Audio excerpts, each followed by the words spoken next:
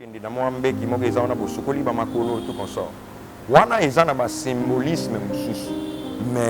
ils allaient penser le Nouveau Testament où ils allaient alliance à Jésus Christ. Tout comme makoto ça m'a précepte mon kobo et pour mon toko ta fausse la bonne. Non, parce que Jésus a solo bané que non, tout est accompli. Il a tout accompli, à l'exception de rien. Donc à bossa na que l'eau mon côté. Donc na kozonga pour na conclure la question les que les lois sont posées mon interprétation c'est parce qu'il n'y a pas l'esprit de Dieu. Parce que toi, quand même, l'esprit de Dieu, à ça, mon tout a colombé le talier. On a coupé cet exemple dans le livre Actes chapitre 1, verset 2. Les autres chapitres sont baillés pour les bazalaki, il y a chambre haute à Jérusalem. On les a qui promesse au Jésus, c'est qui il convient mieux que moi je m'en aille. Et je prierai au Père et que le Père vous envoie un autre consolateur. Donc, vous allez mal mongaina qui na sambela na tata kotinde la bino mon bon d'ici mon chose ali molimo sang.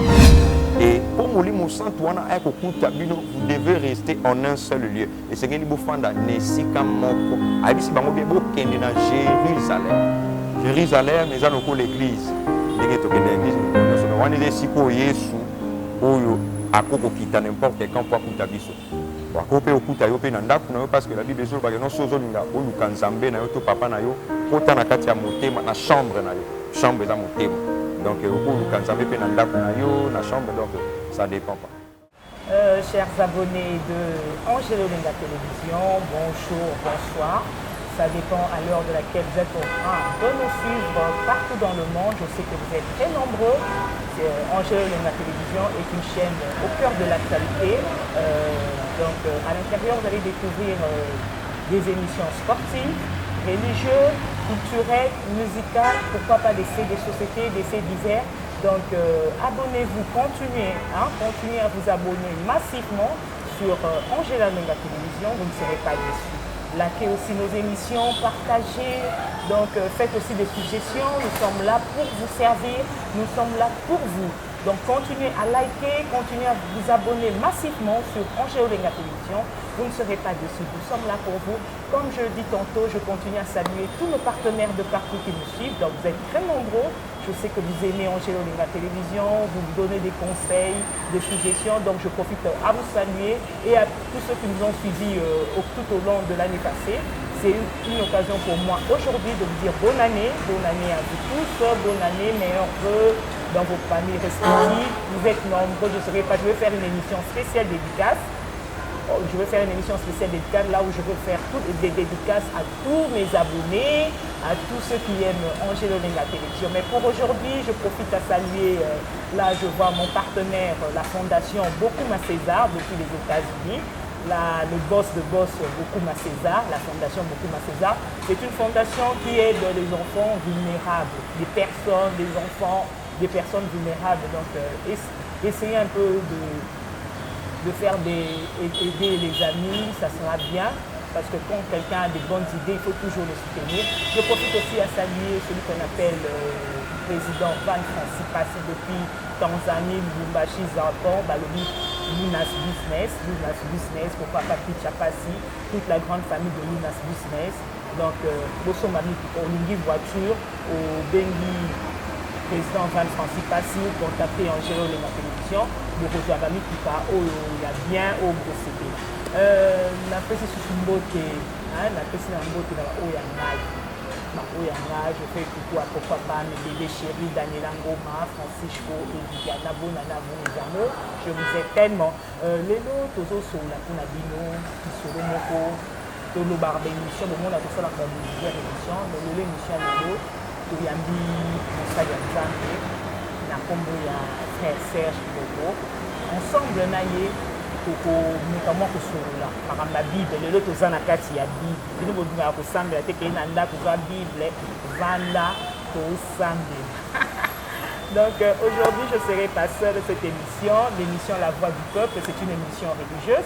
Je veux recevoir pour vous l'évangéliste, l'homme de Dieu, le frère Serge Ikoko. Avec lui, ensemble, tout au long de cette émission, on aura à parler de la Bible. Aujourd'hui, nous parlons de la Bible. À qui je dis déjà bonjour frère Serge. Bonjour maman Angela Olenga. Bonne nuit. Tout va bien. Nangola Nzambe. Nangola Nzambe, ça va. Toujours la grâce, moi, ma salutation, moi, parce que c'est la première fois pour les canaux de la télévision, mais pour nous signaler les abonnés nous sont chez nous là, nous mon frère Serge, nous mon souvent, nous moi d'exhortation, moi maté amitié à nous préserver pour la balandignos. Moi message je copie sur la balandignos en chez la télévision. Message na copie sur la balandignos Angelo Lenga télévision. Na souhaité bien premièrement une bonne année. En tout cas, que Dieu vous bénisse de partout où vous nous suivez. Et n'anticipez ceux qui me connaissent, y compris ma famille, mes cousines, tout comme ça. C'est bon, frère Serge. Bien dans le Bible, mais ça n'a déjà beaucoup de à nous l'état à terre à peine pour les moments et mon touché l'actualité non c'est ça là. Vous avez mutakela likolona sur apesi biso souffle de vie. Totel Madmoso le Dieu tout-puissant, le Dieu créateur, celui qui a créé le ciel et la terre. Donc, Tozawana Ponaye, les frère Serge, Bombeli, l'ingénieur sur le sujet ni aussi. Et l'autre, sur le sujet Nabuso est aussi basé principalement sur deux verbes. Et le premier verbe est le verbe recevoir et le deuxième verbe est le verbe croire. Et on a tiré un verset à Jean chapitre 1, verset 12. Et on a préparé les. Dans Jean 1 chapitre 12, pourquoi quand on dit que la version est là qui a un esprit ou bien c'était pour un moment où il faut qu'on se le dise, comme un moment de la fin, comme l'attente de la fin, ma communion c'est un abbé commis, donc pourquoi quand on tirer moi passage ouais, maman Angèle, Bible et Zoloba, c'est poussé par l'esprit que les hommes ont parlé de la part du Seigneur. Et ça fait un moment où j'étais dans l'intimité avec mon Seigneur. Et il y a des souffles qui ont pensé il y a pour verser à Jean pour nous apporter. Parce que c'est un message très important pour la génération. Et puis pour attendre la fin aux ali. Les abatchés qui ont un thème, pour me qui sont malamu pour le peuple na yepe patinoso au bazo landa biso nakati na oesika. Yangona le verset Jean chapitre 1 chapitre 15 verset 5 et ça verset bon qu'on dit notre koloba ça verset mon que ça pour interpeller biso. N'attendez la fin au ndenge oti koloba sipo et ça makambo belé et génération na biso oyo et ça génération moko. Donc, tu as un peu douté dans la génération et ça m'a belé. Voilà pourquoi on ne peut pas bannir la présence de Dieu ou de Jésus parmi les humains. Parce que si et seulement le monde existe, c'est-à-dire qu'il y a un créateur quelque part. Voilà pourquoi les Zambéana Tchakinga verset Oyo. Il habite ceux qui n'ont pas autant d'ango. Oui, bien sûr. Donc, place aux alliés, je vais te demander à ouvrir la Bible avec moi. Comme maman Angela a Pessinga déjà, moi espace, déjà à Koloba. Alors nous allons ouvrir la Bible dans le livre de Jean chapitre 15 verset 5. Je vais lire au nom de Jésus. Amen. Le livre dit, je suis le cep. Ça c'est Jésus qui est en train de dire. Je suis le cep. Vous êtes le sarment. Vous là, il s'adresse à nous. Alors il dit encore, celui qui demeure en moi et en qui je demeure porte beaucoup de fruits, car sans moi, vous ne pouvez rien faire. Par là, nous avons interpellé abonné nos frère Serge, je moi pour ça, on limbo la biso. Mon émission YouTube, un monde a déjà bêté, tous avons ma catégorie à battre, la biso. Ce monde de Totanga Boué, au coquille au limbo la mona lingala pour une meilleure audition. Merci beaucoup, maman. Nakome Kosongela. Jean chapitre 15 verset 5, ils ont déclaré je suis le cep. Il est le cep. Et le cep, ce n'est autre que l'exemple est un zété. Donc un zété, je suis le cep. Donc alors vous êtes le sarment. Vous là, Jésus a s'adressé à biso, ma créature. Et nous qui sommes les sarments. Le sarment, ce n'est autre que tout le monde a été télémi et ça n'a pas étape mon panzi. Donc le sarment c'est nous biso tous la étape où to kangamina nzete à Yesu. Donc celui qui demeure en moi et en qui je demeure porte beaucoup de fruits. Donc samba solo bakino ba oyo akotika la kokangama na ngai to pe akotambula na ngai to pe akosimba ngai akozala mutu oyo akobota fruit. Mais c'est tout à fait normal maman Angèle. parce que tokomona te étape parce que nzete ndenge tomona kango boye nzete po ebota mbuma il faut étape ezala ya kokangama na nzete donc c'était étape pour kobota mbuma te soki ekangami na nzete te voilà pourquoi nzambe azo illustrer exemple ya vie courante na nzete parce que Yesu quand il était dans la chair pendant les moments de l'évangélisation il avait pour habitude d'illustrer des faits qui sont palpables comme ça, à Tchango, exemple, pour permettre la compréhension spirituelle. Parce que tout ce que nous lisons dans la Bible sont des choses spirituelles. Donc ce ne sont pas charnelles. Voilà pourquoi c'était un peu difficile au peuple de pouvoir comprendre des langages de Jésus. Et la Bible disait que Jésus, il était beaucoup plus parabolique. Il parlait dans des paraboles. Comme on dit, peut-être la Bible c'est un couteau à double tranchant.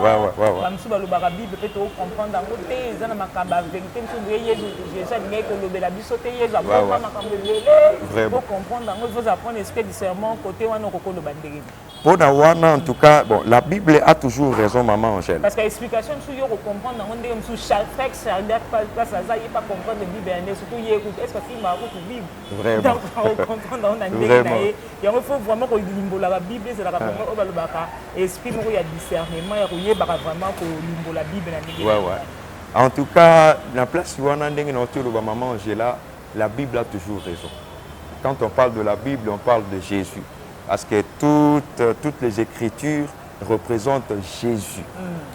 Pour ceux qui ont comme il s'appelle écrit comme un mot dans la personne de Jésus. Voilà, voilà la Bible. Il y a nous avons constaté que il y a des gens qui lisent la Bible, mais ces gens n'arrivent pas à comprendre exactement ce qui est écrit. Ouais, c'est clairement un anticopé sérieux d'entrée de jeu. C'est poussé par l'esprit que les hommes ont parlé du Seigneur.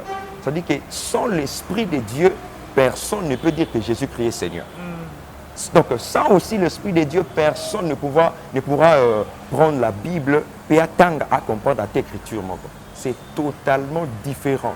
Donc ce qui est important, c'est avoir l'Esprit de Dieu.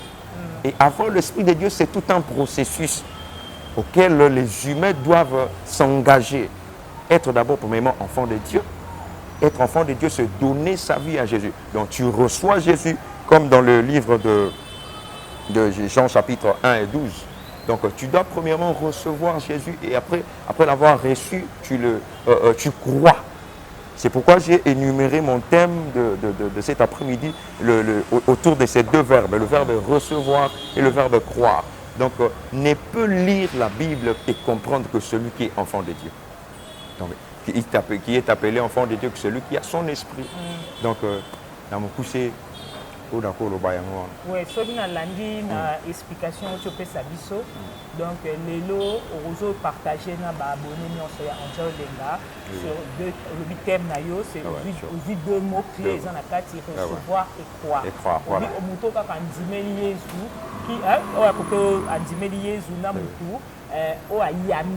Recevoir ça ko yamba, croire ça ko ndimela. La comprendre. Si ko soki wana na ba point na donc recevoir o nyo sa yambi Yesu de olobi azali ni na comprendre partie wana te soko bola. O nyo sa yambi ye akomi mwana na ye. Donc yende mutazaka pe olobi côté. Non na yebi ke o nyo sa yambi Yesu akomi mwana mais soko côté mo olobi pona kotanga Bible ça conditionné ndenge na comprendre. Ouais, pona kotanga Bible ça conditionné dans un esprit là. Il y a donc l'esprit de la Bible qui est Jésus. Même esprit. Même esprit. Voilà. C'est ça. Donc on peut expliquer deux verbes. Non? Pourquoi tirer car deux verbes? On a tiré verbe oyo. On a tanga sur deuxième verset comme on a koloba. On a cette fois-ci au la Bible toujours dans le livre à Jean chapitre 1. Jean chapitre 1, c'est d'accord plus vite, Jean chapitre 1, verset 12. Voilà. La cansi que les téléspectateurs longo. Et la Bible dit, mais à tous ceux qui l'ont reçu, naba oyo nyonso bayambi ye angona Yesu.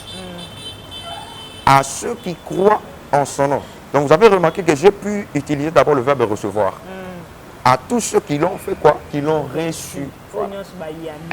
Voilà, on a laissé place, on a puisé deux mots-clés dans le verbe recevoir. Alors, à ceux qui croient en son nom. Donc ça, c'est maintenant le deuxième verbe qui est le verbe croire. Et ceux qui croient en son nom, elle a donné le pouvoir de devenir enfants de Dieu, lesquels sont nés non du sang, ni de la volonté de la chair, ni de la volonté de l'homme, mais de Dieu.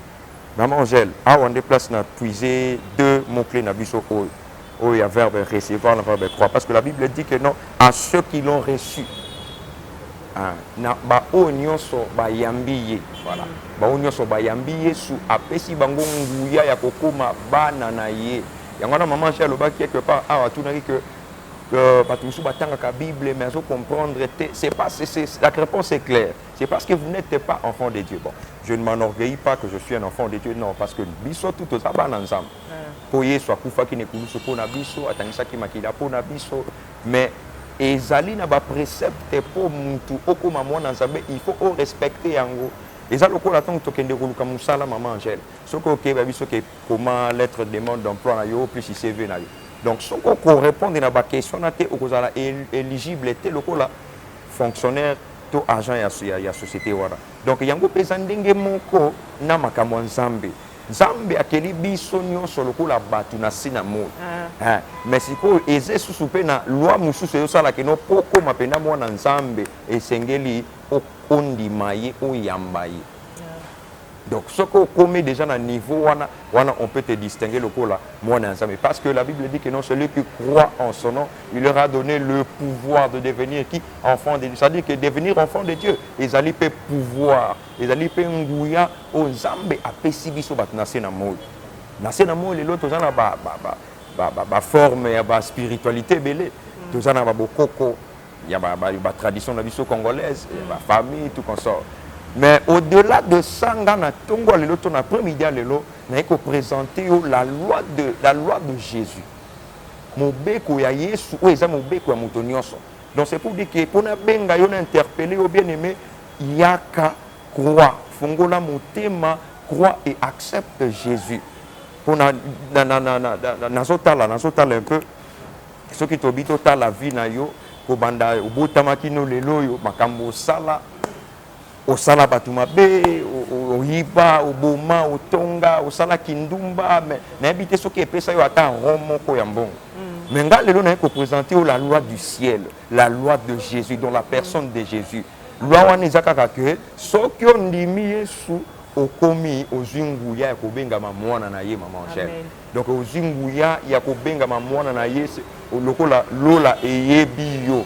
Bible soba que non mutu soki abongoli motema na se na moi na lo les a fait ils alors yo prendenge nazo peste ko passer au message oyo na canal ya maman nanga Angèle eza que soki ofongoli motema kaka ningo zo na biso na YouTube oyo na yebi que lola pe ekozala na esengo pe ekozala na fête ekosalama na likolo na lola.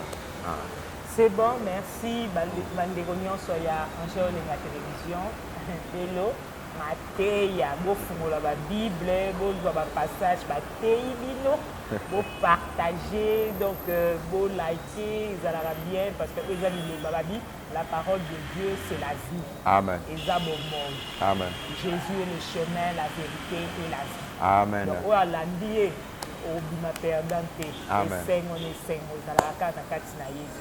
Mais lelo pe Bible wana kaka tozomona parce que awa natiki au livre chant tozosala ozolakisa biso mwa makoma mais omona bato misusu mpe kaka na Bible lelo barédige komi mpe ebele omoni mwa barédige komi ebele omona bamisusu baza na interprétation na bango ya Bible neti côté mosusu oyo bato boye baliaka ngulu te mpona ekomama na Bible moki côté mosusu bango baliaka na bango oyo bamisusu balongola mapapa religion mo mpe balongolaka mapapa avant okende toyi religion wana balongolaka mapapa avant kokota na temple mpona babi ekomama na Bible mais bamisusu basalelaka yango te bakotaka mpe kaka na temple na mapapa bamisusu baliaka ngulu te mpo balobi ekomama na Bible bamisusu bazolia ngulu bamisusu baliaka misuni te oyo nyonso eza na makila religion mosusu mpe eza tokotanga bakomona bango te bango babiyebi baliaka na banini nyonso eza na makila te baliaka kaka ndeti babiloko moko eza eza c'est que nini oui bon parce qu'on nyonso on a Bible so on a que Bible clair moko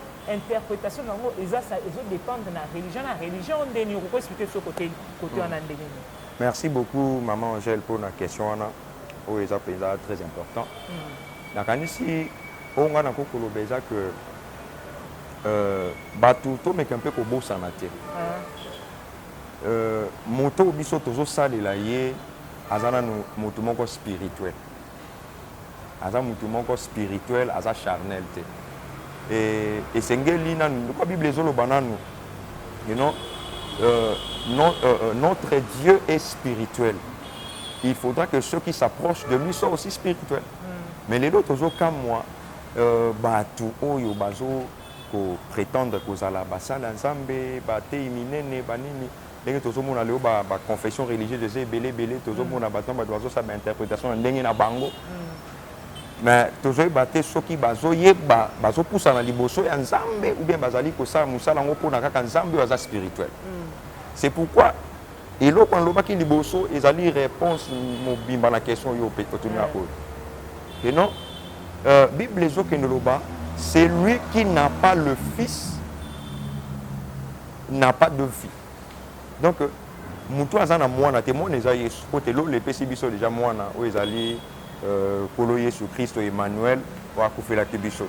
Mais les lorsque ils ont remarqué l'interprétation de partout, maintenant baza ko interpréter Bible en ndenge na bango c'est parce que ils n'ont pas l'esprit de Dieu. Bazana mulimu ya nzambe parce que Bible zoloba tout ce qui est biblique s'interprète par la Bible. Mais tout ce qui n'est pas biblique est appelé biblique té. Parce que to monité si comme moko na kati ya synagogue to pe na Bible du Genèse à l'Apocalypse, oyo topé mutu moko avant akota na kati ya ndaku na ndaku ensemble sengela longola lipapa loba au moins na bata oyo ezaki na ba tradition juive. Oyo ezalaki que non soki boyi bo fandi boye sengeli bo longola ba mapapa bo kende na mwambe ki moko eza na bo sokoli ba makolo tout consort. Wana eza na ba symbolisme mususu. Mais ezali penza te lelo na Nouveau Testament o ezali alliance ya Yesu Christo toko makoto sama ba précepte moko boye po muto ko ta fosala bon non parce que Jésus a solo banekulus que non tout est accompli, il a tout accompli à l'exception de rien donc abosana ke loro mon côté. Donc na kozonga pour na conclure na question eza que lelo soko zomona ba interprétation ba ndenge na ndenge c'est parce qu'il y a pas l'esprit de Dieu. Parce que mutu akambami l'esprit de Dieu aza mutu oyo akoloba pe no etali Yesu. Na kopé cet exemple dans livre Actes chapitre 1 verset 2. Ezotalisa biso ba yekoli bazalaki na kati ya chambre haute na Jérusalem. On a ezaki promesse au Yesu abisaki bango que il convient mieux que moi je m'en aille et je prierai au Père et que le Père vous envoie un autre consolateur. Donc ekozalama la mungai na kende na sambela na tata kotindela bino mobondisi mosusu ali molimo santo. Et pour molimo santo wana akokuta bino vous devez rester en un seul lieu. Et sengeli bofanda nesika moko. Ayebisi bango bien bokende na Jérusalem. Jérusalem eza loko l'église. Ndenge tokende l'église mikonyo sono wana eza siko Yesu oyo akoko kita n'importe quand pour kuta biso. Bon, quand okuta yo pe na ndaku na yo parce que la Bible est sur ba non sozo linga oluka nzambe na yo to papa na yo kota na kati ya motema na chambre na yo chambre za motema donc okoluka nzambe pe na ndaku na yo na chambre donc ça dépend pas et molimo wana tango akitaki akutaki bango na kati ya chambre haute et tango akiti pour Bible est ça biso comportement ba yekoli bazaki nanu ba craintif ba trouillard baki ba mongo ba ko banga mingi mais bakangama eka na prière bazoluka nzambe mais tango molimo akiti Bible zo ba non il y a eu effusion du Saint-Esprit nde toyi ko remarquer que ba yekolo ba ndai ko banga ta okende ko sala l'évangélisation libana maman Angèle bakomi na esprit moko lokola bato bande na biso ba lati bango ya makandi nde tobenga bango ba yanke na Kinshasa. Donc balati milimo moko ya bapomba bazobima na bakartier na bakomi bazote ya babanga lisute. Donc bazo réaliser verset où que non c'est poussé par l'esprit de Dieu que les hommes ont parlé du part du Seigneur. Donc bato mususu zomona bango wana baza komemela biso na ba idéologie mususu OK non biso toliaka banyama makila te ekomama wapi na kati ya Genèse Nzambe tango azotia atie Adam na Ève na kati ya responsabilité ya jardin ya mboka Eden alobi na pesi bino lokola bilei ya kolia banyama nyonso ozotambola na makolo mine. C'est-à-dire moi tokolia bango pe toliaka bango déjà.